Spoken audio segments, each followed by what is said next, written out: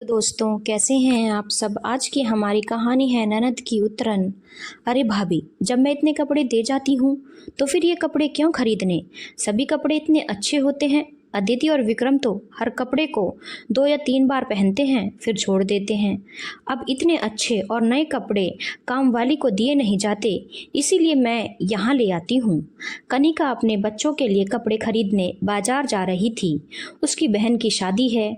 तभी उसकी ननद, जो कुछ दिनों के लिए वहां रहने आई थी, उसे बाजार जाते देख बोल पड़ी, दीदी, मेरी बहन की शादी है। शादी के लिए एक एक जोड़ी नया कपड़ा ला रही हूँ, बाकी तो आपके दिए कपड़े पहनते ही हैं।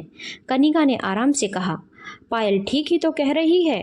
क्या करोगी नए कपड़े खरीद कर, उन्हीं में से पहना लेना। दोनों ननद भाभी की बात सुनकर सास रमा जी बोली। सास ननद से ज्यादा बहस करना कनिका की आदत नहीं थी, इसीलिए कनिका चुपचाप अंदर चली गई। उसने सोच लिया था, मायके जाकर ही बच्चों के लिए नए कपड़े खरीद लूंगी। कनिका अपनी ननद की इस हरकत से बहुत परेशान थी। वो तो इसलिए उनसे कपड़े ले लेती थी कि कहीं वो बुरा ना मान जाए, या फिर है वो तो अपने ही घर की, जैसे उनके बच्चे वैसे ही अपने बच्चे, इसमें ज्यादा क्या सोचना। लेकिन इस बार तो उन्होंने हद ही कर दी। उसे शादी के लिए भी कपड़े खरीदने नहीं दिए, मायके जाकर भी उसे समय नहीं मिला और उसे अपने बच्चों को पुराने कपड़े पहनाने पड़े। उसका मूड तो खराब हुआ ही, पति नीरज से भी झगड़ा हो गया। साथ ही बहन ने भी टोक दिया कि तुम अपनी ननद के बच्चों की उतरन क्यों पहनाती है। अब तो कनिका से सहन नहीं हो रहा था, कुछ तो करना था। शादी में शामिल होने की सारी खुशी उड़ गई थी। कुछ दिन बाद कनिका का अपनी ननद के घर उसके बेटे विक्रम के जन्मदिन पर जाना हुआ तो कनिका ने ननद के दिए हुए कपड़े ही बच्चों को पहनाए। वैसे भी अब उनके पास नए कपड़े भी नहीं थे और फिर ननद टोकती कि मेरे दिए हुए कपड़े पहनते पहनते क्यों नहीं।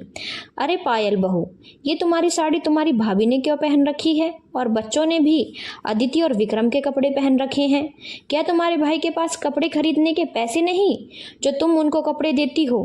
वो मम्मी जी, ये कपड़े बच्चों को अब पहनने नहीं थे, इसीलिए मैंने भाभी को दे दिए। ज़्यादा पहने हुए नहीं थे, बिल्कुल नए से लग रहे थे, इसीलिए मैंने सोचा कि ये बच्चे ही पहन लेंगे।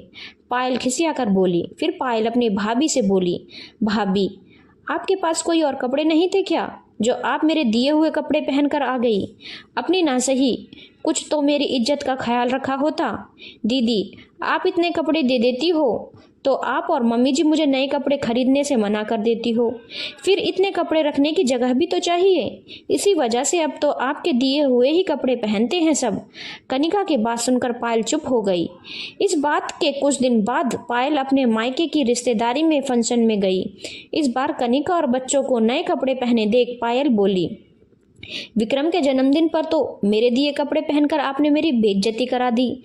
आज नए कपड़े पहन रखे हैं, आज मेरे दिए हुए कपड़े क्यों नहीं पहने। मैंने अदिति का इतना सुंदर लहंगा दिया था। दीदी, अब मैंने और मेरे बच्चों ने उतरन पहननी छोड़ दी है। वो लहंगा सच में बहुत खूबसूरत था, लेकिन हमारी काम वाली कांता बाई है ना, उसे बहुत पसंद आ रहा था। उसकी भतीजी की शादी थी, वो बोली मैं उसे गिफ्ट करूंगी तो उसे बहुत अच्छा लगेगा, तो मैंने वो लहंगा कांता बाई को दे दिया। बहुत खुश है वो। मुझे भी लगा आपके लिए तो वो लहंगा बेकार है, लेकिन किसी के लिए वो लहंगा बेशकीमती है, तो अगर वो लहंगा उसे मिल जाए तो उसकी बहुत सी दुआएं भी आपको मिलेंगी। कनिका की बात सुनकर पायल का मुंह खुला रह गया। वो समझ गई थी कि अब भाभी को पुराने कपड़े देने से कोई फायदा नहीं है, इसीलिए वो चुपचाप माँ के कमरे में चली गई। रमा जी भी बोली, बेटी, तू अब से अपने कपड़े मत दिया कर, तू तो इतने मन से दे देती है, लेकिन यहाँ सबके मुंह बन जाते हैं। इन लोगों को तेरे अपनेपन की कदर ही नहीं है। दोनों माँ बेटी को अभी भी समझ नहीं आ रहा था कि कपड़ों में भी किसी का आत्मसम्मान छुपा हुआ होता है, जिसे वो बार बार तोड़ रही थी। लेकिन कनिका ने भी सोच लिया था कि अब ऐसा लेन देन हमेशा के लिए खत्म करना ही होगा, वरना बच्चों के दिल पर बहुत चोट लगेगी। उनका तो अपनी माँ पर से ही विश्वास उठ जाएगा कि उनकी अपनी माँ ने ही उनके आत्मसम्मान को दबा दिया। पायल और रमा जी समझ नहीं पा रही थी कि बहू से अपनापन चाहिए तो बहू से अपनापन निभाना भी तो पड़ेगा।